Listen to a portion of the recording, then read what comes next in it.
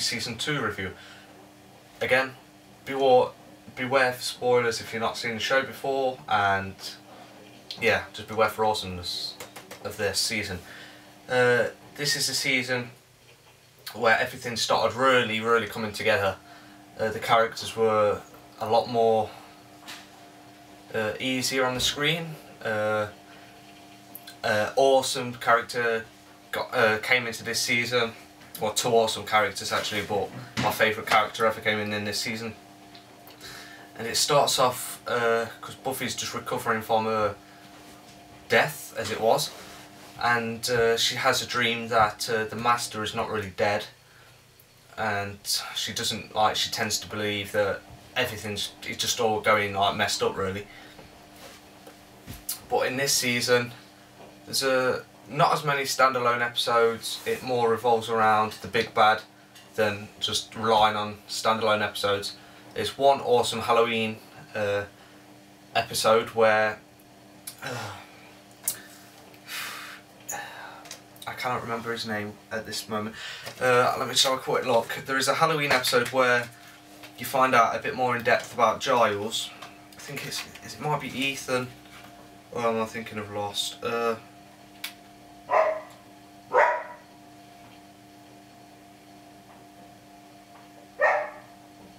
Well, there's a character who used to hang around with Giles in England. I can't remember his name. Sorry, I should have had a look before.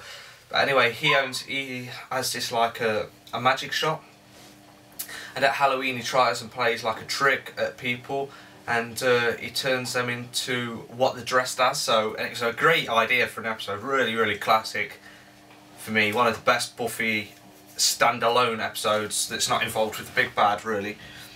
It is Season 2, Episode 6, Halloween.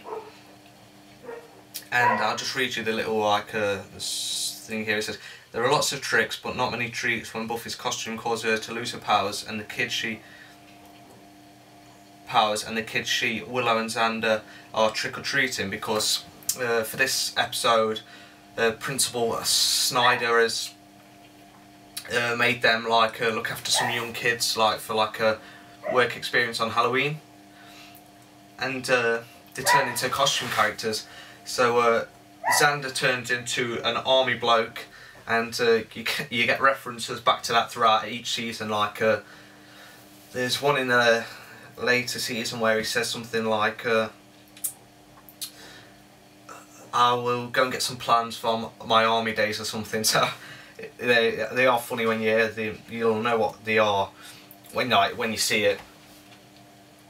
And it's just very great. It's one of the funniest episodes ever. And like I said, you learn about Giles a bit more, like his old days when he used to do some a small amount of magic back in England when he was in university and so on like that. But there is Cordelia becomes a bit more involved in the gang now. She's still a bit of a bitch to them, but she's how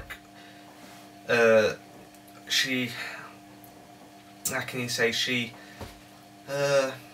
gets a bit more to like them now, and obviously she learns about all the demons and vampires that they're fighting really, so she becomes more of a more in-depth involved character in the series. And yeah, Buffy is even hotter in this season than season 1 as well, which is also always some plus to have some nice eye candy. But the big bad that comes in is a vampire called Spike and his girlfriend Drusilla. Spike, you learn, has killed 3 or 4 slayers in the past of each generation, and he's hoping to do the same obviously to Buffy. And it's just really good how you see they have lots of fights. Spike, who's played by James Masters in this, he's an English vampire, a Cockney, so he puts on his great accent, and it's just classic to see. He's one of my favourite characters of the show ever. He's just freaking awesome. The way his wit, his fighting, his character is just all bloody brilliant. And that's onto some episodes that I stuck out for me.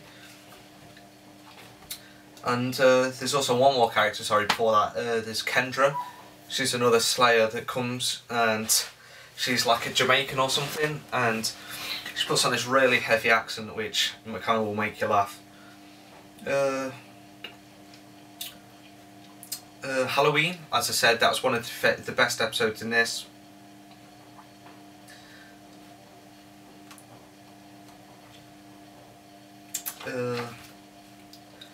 Killed by Death, that's quite a good one in my opinion. It's where Buffy falls ill when she's out patrolling the grounds at the local graveyard, and she goes to hospital.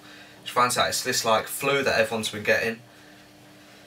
But when you're so ill or your temperature's so high, you actually see this like it's like an ex-doctor that used to really thingy the kids, used to make the kids ill, like by doing treatments on them. Innocence, yeah, that is one of the best episodes in this. I actually forgot about this one when I was thinking about it. It's Buffy and Angel finally get down to business after dating for a while, and he comes back in the morning after they've done the business, and she wakes up and Angel comes back in, and she says, "Was it good? Was it this? Was it that?" And he goes, "Ah, no, nothing special, nothing special." And you're thinking, alright then, no need to be so nasty against her, Angel. But you find out he's actually got his soul sucked back off him, and he's turned back into Angelus, like the evil vampire. And she has to sadly destroy him. I keep forgetting this, so sorry, I keep adding more characters, but they keep popping up to me. Jenny Calendar, she's like a school teacher with history that you find out about, to do with like a family's, to do with magic and, well, what have you. So she starts going out with Giles, but is it in this season or season 3?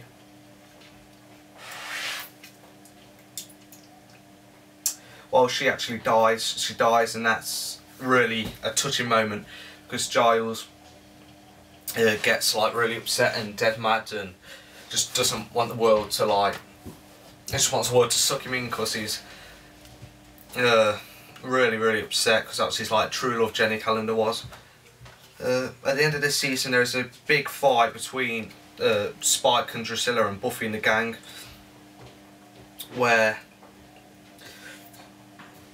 they have a big fight in the church, and Spike gets a big scar down his face because, and then they go off, and you actually see Spike come back later seasons still trying to fight Buffy, and trying to kill the Slayer to drink the Slayer's blood.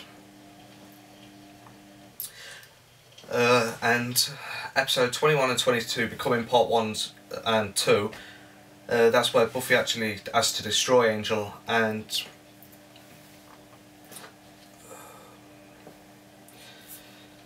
that is quite a brilliant two-parter episode. But this season especially, a lot more, like I said, the storyline got a lot more involved. There was 22 episodes, so I had time to build up the characters a bit more, get a storyline down, and like settled in, bring in some new characters, actually Jenny Calendar, Kendra, Spike and Drusilla, and it allowed the viewers to get more involved in the gang, really. But some great episodes in this. Even the standalone ones were pretty good. Go Fish, that was pretty good as well. Not too bad. But yeah, one of the better seasons of Buffy. This is probably my 3rd favourite one, or 4th favourite, but it was very good season. And Halloween might be my favourite of that, or Innocence. But Another great season, so check out my season 3 and season 1 reviews after, if you don't mind, and again leave some Buffy loving in the comments below. Thanks a lot for watching, and I'll see you next time.